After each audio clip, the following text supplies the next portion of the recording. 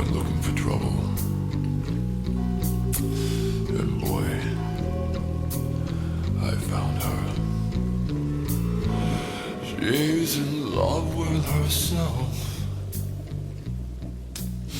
She likes the dark. Grey Wolf Studios.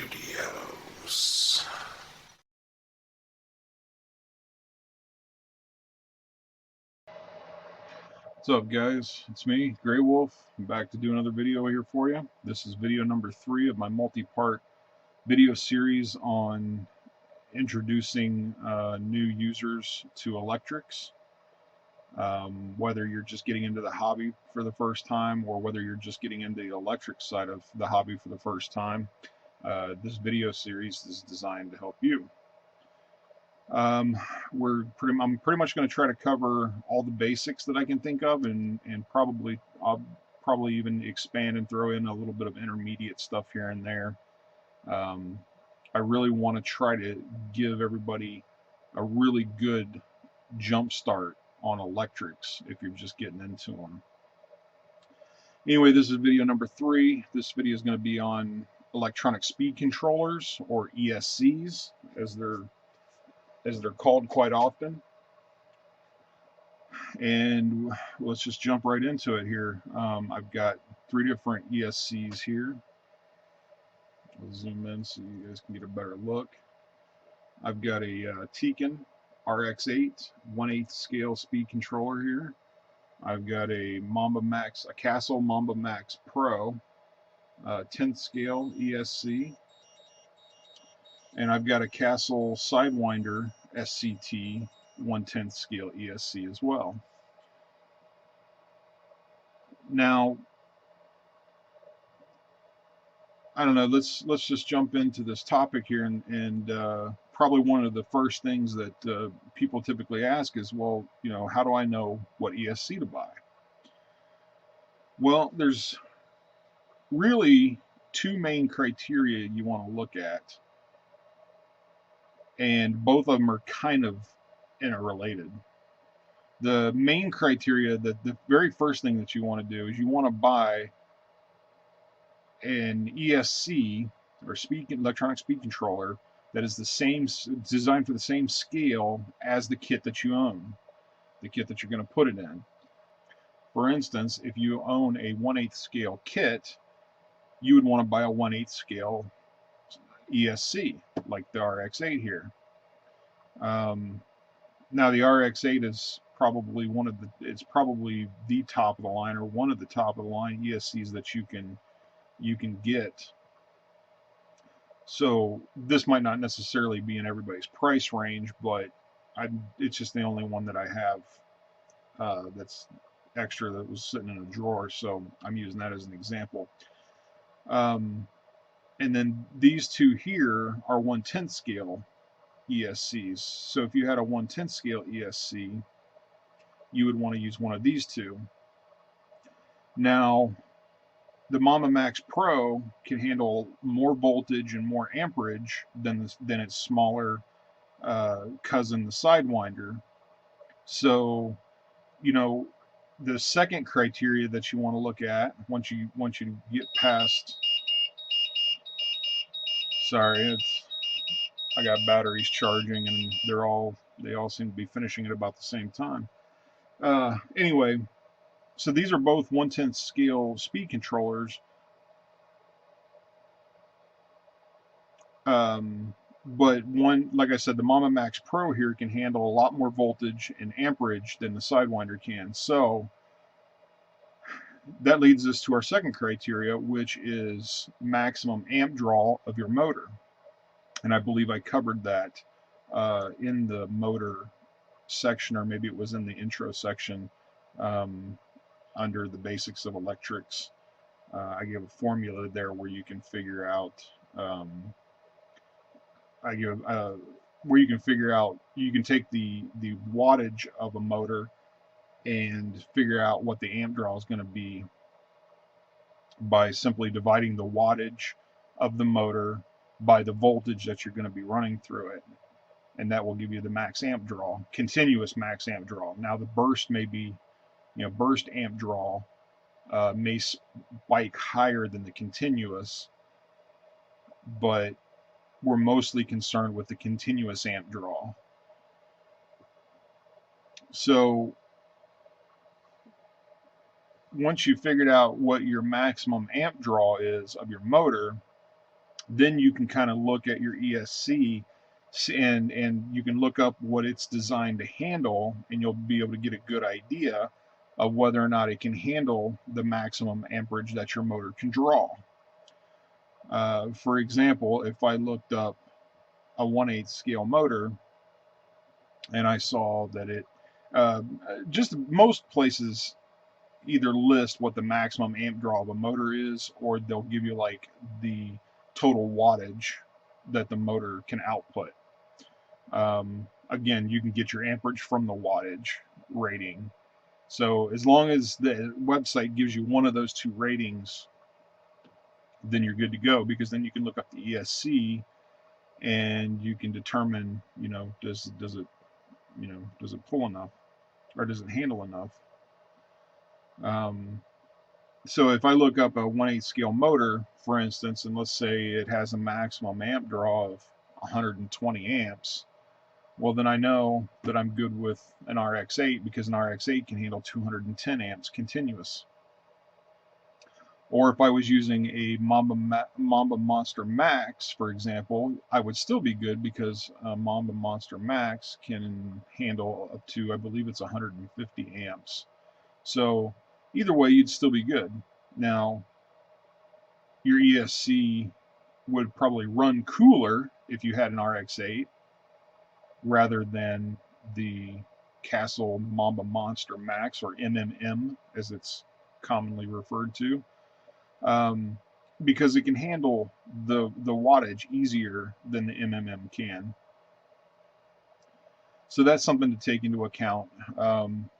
You do want to leave yourself some room. If your motor pulls 125 amps, you don't want to use 125 amp ESC. You're gonna burn it out eventually, or at least shorten its lifespan to some extent.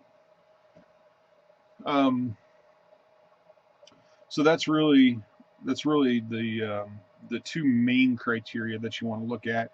There's other smaller criteria that's going to come into play. Cost being one. What your budget is. There are some budget brands out there that aren't too bad, like Hobby Wing and Tac-On. Hobby Wing makes motors and ESCs. Tac-On makes just motors that I'm aware of. I don't think they make ESCs. I've used both of those before. They're not bad. For the money, they're actually pretty decent.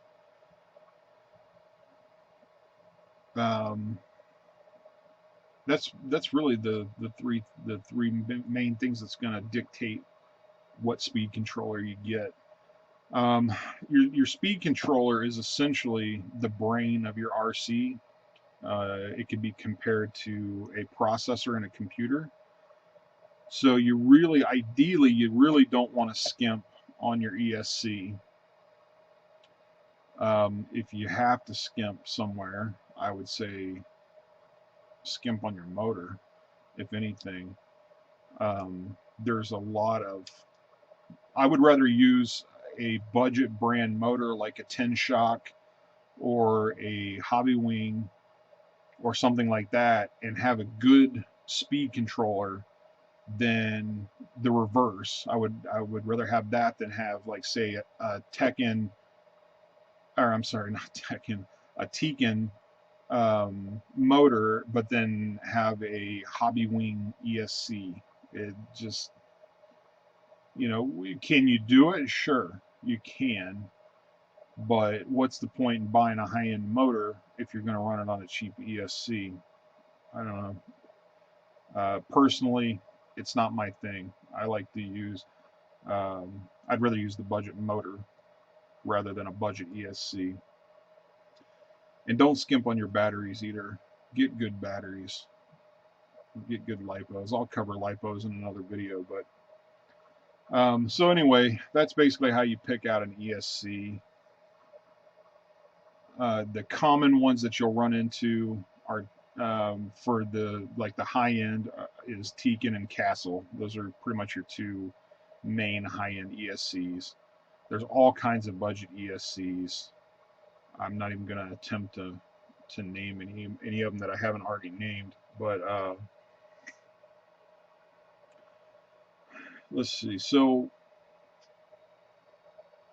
let's talk about, since we're talking about amp draws and stuff of the ESCs, let's talk about safe temperatures for your ESC.